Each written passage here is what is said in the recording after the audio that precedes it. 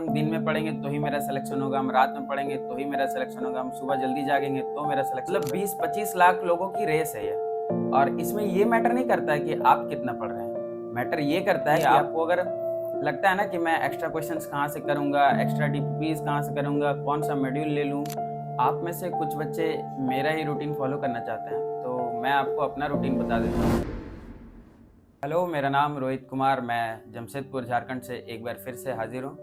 और आप में से काफ़ी बच्चे का ये मैसेज आ रहा था कि मेरी टाइम टेबल, मेरा स्टडी रूटीन जानना चाह रहे थे आप लोग। तो आज के वीडियो में हम मेरा स्टडी और टाइम टेबल और मेरे टीचर्स के बारे में ही डिस्कस करने वाले हैं। लेकिन ये सब वीडियो शुरू करने से पहले मैं आपसे एक बात कहना चाहूँगा कि अगर पढ़ने का ना आप कोई परफेक्ट टाइमिंग या फिर परफेक्ट टाइम टेबल मांगोगे तो वो कोई नहीं दे पाएगा आपको, क्योंकि आपकी मतलब सबका माइंडसेट अलग होता है, सबकी पर्सनैलिटी अलग होती है। तो आप अगर किस टाइमिंग में परफेक्ट हो, आपकी एफिशिएंसी मैक्सिमम रहती है, ये आपको मुझसे बेहतर पता होगा। तो सबसे पहले तो अपना दिमाग से ये निकाल लो कि हम दिन में पढ़ेंगे तो ही मेरा सिलेक्शन होगा, हम रात में पढ़ेंगे तो ही मेरा सिलेक्शन होगा, हम सुबह जल्दी जागेंगे तो मेरा सिलेक्शन होगा। ऐसा कुछ नहीं है। आप कभी भी पढ़ो, दिन में पढ़ो, रात में पढ़ो, बस मैटर ये करता है कि पढ़ना है आपको। क्योंकि आप जिस एग्जाम की तैयारी कर रहे हो ना, मतलब वो कोई मजाक नहीं है, क्योंकि मतलब 20-25 लाख लोगों की रेस है ये। और इसमें ये मैटर नहीं करता है कि आप कितना पढ़ रहे हैं, मैटर ये करता है कि आपका कॉम्पिटिटर कितना और कैसे पढ़ रहा है। तो आप ये दिमाग में तो मत लाना कि कोई परफेक्ट टाइमिंग टेबल आपको मिल जाएगा इस वीडियो में। अगर आप इस माइंडसेट से आए हो इस वीडियो में, तो आप अभी जा सकते हो।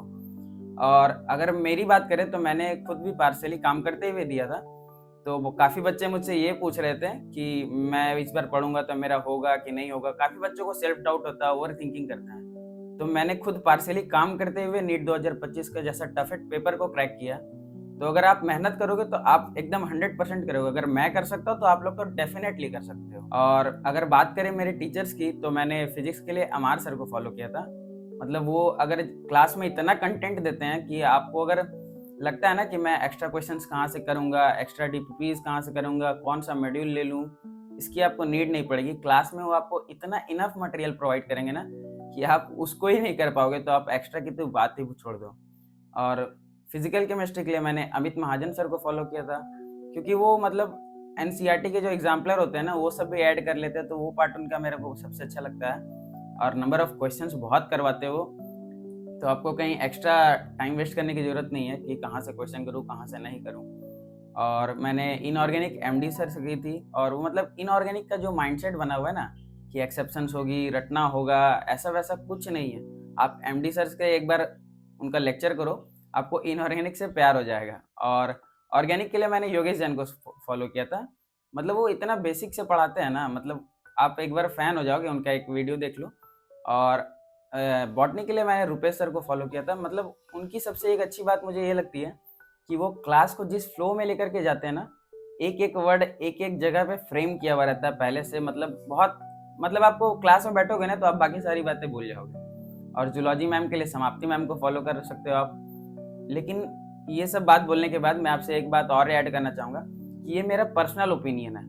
आपकी फ्रीक्वेंसी किस टीचर से मैच करती है। पीडब्ल्यू के सारे टीचर्स अच्छे हैं। अगर आप किसी और भी इंस्टीट्यूट से हो तो वहाँ के भी टीचर्स अच्छे ही हैं। टीचर्स सभी जगह के अच्छे होते हैं, बट आपकी फ्रीक्वेंसी किसके साथ मैच करती है ये ज़्यादा मैटर करता है। क्योंकि एट द एंड पढ़ना आपको है, समझना आपको है। मतलब दूसरा कोई बस आपको गाइड कर सकता है। एक्चुअल जो मेहनत है ना फील्ड पे, पेन पेपर पे, वो आपको ही करना होगा, और किसी को कोई आपकी मदद नहीं कर सकता उसमें। बस आपको एक डायरेक्शन दिखला सकता है। आप में से कुछ बच्चे मेरा ही रूटीन फॉलो करना चाहते हैं, तो मैं आपको अपना रूटीन बता देता हूँ। मैं सुबह 7-8 बजे पढ़ने बैठ जाता था, और फिर 4-5 घंटे 12 बजे तक पढ़ाई करके मैं फिर दुकान चला जाता था। और फिर 4 बजे तक दुकान से आने के बाद 4 से रात 10 तक मैं अपना पढ़ाई वापस से कंटिन्यू करता था। और मतलब ये जो मेरा टाइमिंग्स रहता था ना, ये मैक्सिमम एफिशिएंसी के साथ रहता था। ऐसा नहीं कि बस आप बैठे हुए हो, लेक्चर चल रहा है, आपका ध्यान कहीं और है, वैसा नहीं। मतलब ये आपके क्वालिटी आवर्स होने चाहिए।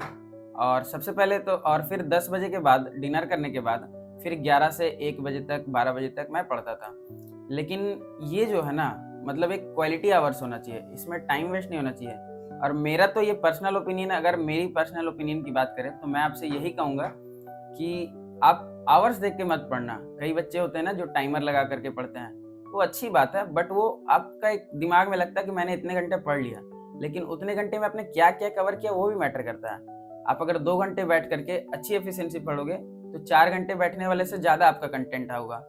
और मतलब सबसे पहले तो ट्राई करना कि टारगेट बेस्ड स्टडी करो, क्योंकि टारगेट बेस्ड स्टडी करोगे ना तो वो आपके लिए ज़्यादा बेनिफिशियल रहेगा। और मतलब ओवर मोटिवेट होकर के लंबा टारगेट लेकर के अगले दिन उसको नहीं कर पाए तो डीमोटिवेट होकर के ओवर थिंकिंग करना, ये बिल्कुल गलत है। आप शॉर्ट स्मॉल स्टेप्स रखो, और अगर आपका टारगेट 80% भी कंप्लीट होता है तो ये सोचकर दुखी नहीं होना कि 20% मेरा छूट गया, नहीं हुआ, फिर से मैं नहीं कर पाया, बल्कि ये सोचकर अपने आप को मतलब अप्रिसिएट करना है कि आपने 80% कर लिया। वैसे ही धीरे धीरे आपकी एफिशिएंसी बढ़ेगी और आपका मतलब इंटरेस्ट जगेगा। क्योंकि अगर हमारा माइंडसेट कैसा होता है ना आदमी लोगों का, कि अगर हम हमारे सामने कोई टारगेट दिया जाए ना तो वो एक तरह से ईगो बन जाता है हमारे लिए कि वो बात तो करनी ही है मेरे को। तो टारगेट बेस्ड करोगे तो आपका जो दिन भर का जो पढ़ने का रूटीन है सेम ही रहेगा, लेकिन उसमें आपकी एफिशिएंसी बढ़ जाएगी। कि आप अगर शायद जानते होंगे, अगर आप नहीं जानते तो मैं आपको बता देता हूँ कि मैं भी एक ड्रॉपर रहा हूँ और मेरा ये 3rd अटेम्प्ट था।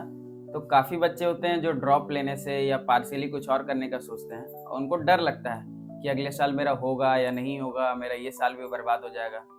तो मतलब मेरा ये ओपिनियन है कि अगले साल होगा इसकी गारंटी आप मत दीजिए। आप अगर ये मानते हैं कि आप अगर साल भर मेहनत करने के लिए तैयार हैं तो फिर आपको ड्रॉप 100% लेना चाहिए, क्योंकि मैं भी खुद भी एक ड्रॉपर रह चुका हूँ। तो मैं ड्रॉप लेने के लिए तो बिल्कुल सजेस्ट करूंगा।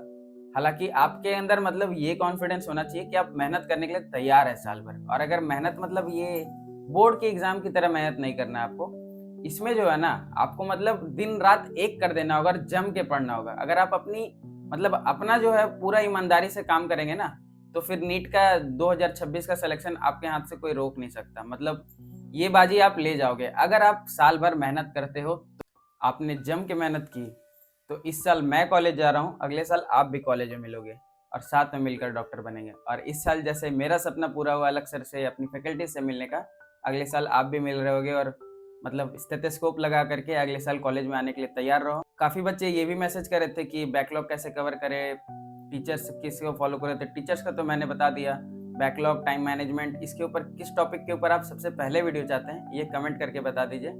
और जिसका भी कमेंट मैक्सिमम रहेगा मैं उसके ऊपर नेक्स्ट वीडियो बना दूंगा। Thank you.